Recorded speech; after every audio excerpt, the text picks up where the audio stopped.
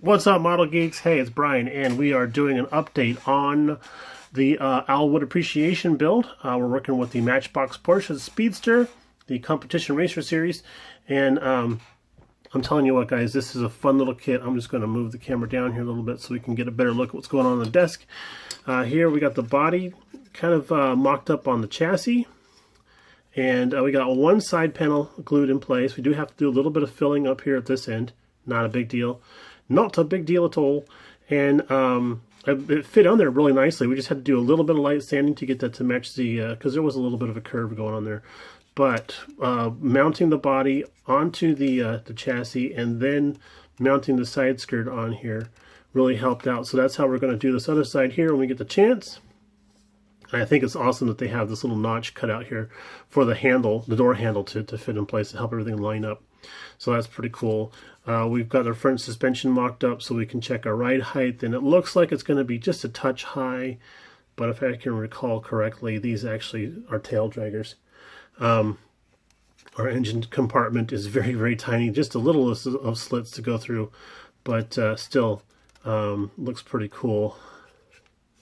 So, typical Revell. Check it out. They have the Revell logo here, and you can see, I'm just going to point with my file here. You can see where they had the date crossed out, because this particular edition is from 1992. But talking to my friend Sean over at Scale Model Car Guy, he had built a couple of these, and he said that this is most likely from the 60s, and that's why we're gluing the body together like this, because that's kind of how they did it back then. So didn't have slide molding, I guess, is what one of the key things was.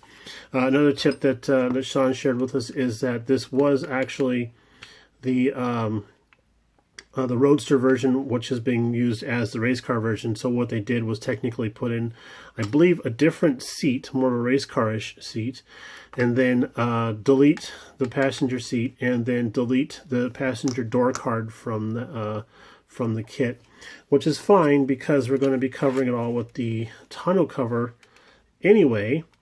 So we won't be able to, well, I guess we can see down in there, can't we? But either way, we're going to cut these out here so that they're not too prominent. The detail on this kit, for being as old as it is pretty nice. Here's the trunk interior, and here's where the gas tank is going to glue into place. So it's really cool that the gas tank is actually molded separately, so we can paint that up a different color as we choose to.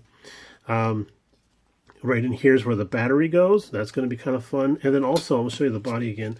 Up in the front here, we can see where there's supposed to be a spare tire mounted, and I believe that's supposed to be on the Roadster version, but not on the Speedster version, the race car version, the competition racer, I should say, since it's a stripped down version.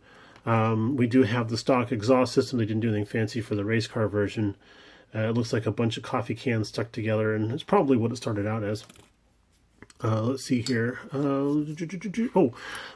is a little bit of flash on this particular car. Nothing horrible. Super thin, especially for this age of this particular mold. Super thin, nothing really to worry about. But the problem is that whatever they're using for this gray or silver plastic is fairly brittle. So we're having to be super delicate when we're doing all of our flash removal and stuff. Here's our dash, and we can even see, let's see if we can get it in there. We can even see the Porsche script on the dash. That's really nice. No numbers on the dials, but we do have needles, so that's kind of fun. And they're all, look at the gauges. They're all pegged. It's going a million miles an hour sitting still. The tires are halvesies. You know, the old school style like that. And we experimented with some Gorilla Snot. This has got a brush in it, so we can put it right where we want. And we did do a glue up on a tire last night. And this morning we started with the sanding stick and just trying to knock off whatever the squeeze out came through. And then we'll go after it with a more aggressive file or sanding stick to just kind of rough up the tread a little bit. I don't know if we're going to age it more than that, but it seems to be working so far, so I like that. As long as the tire halves are both circles. If one of them is kind of egg-shaped or whatever, we could have a sink in our battleship. So, you know how it goes. Our engine is super tiny. Look at how tiny this little guy is. This is just the fan shroud. here we go. So we got the fan belt actually mocked in place here and everything. So we wanted to measure up for size. We'll be gluing this together and then dressing the seam there. But we got this itty bitty little bottom half, and that's gonna sit right on top of there like that.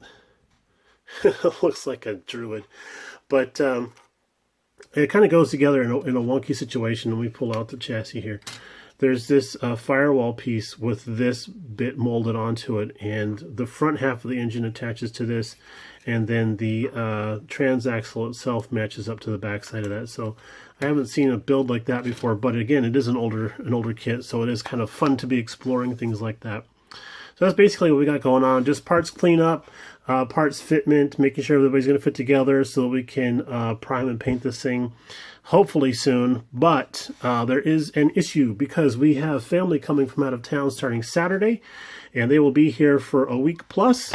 And that means that we will not have any bench time because we do have to give up the hobby room for sleeping space, which is fine. I mean, I don't mind. But and I could take a break from the bench, I suppose.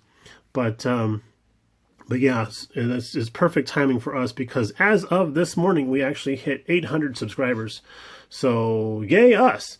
We do plan to do a giveaway. I know we were going to do one for 700 subscribers, but it just got to the point where we were growing the subscribers so fast that we couldn't keep up with it. And we thought, you know what, maybe we'll just do a blowout at 800. And then go from there. So that's what we're planning to do. We want to do a video about that, introducing the giveaway. I want to do that this Friday, and then have the drawing the following Sunday. I think would be I think a good time to do that. That's when company leaves and everything like that. So we'll see how it goes, folks. Stick with us. We're getting real close. All right, y'all, take it easy. Have a great rest of your day. Bye now.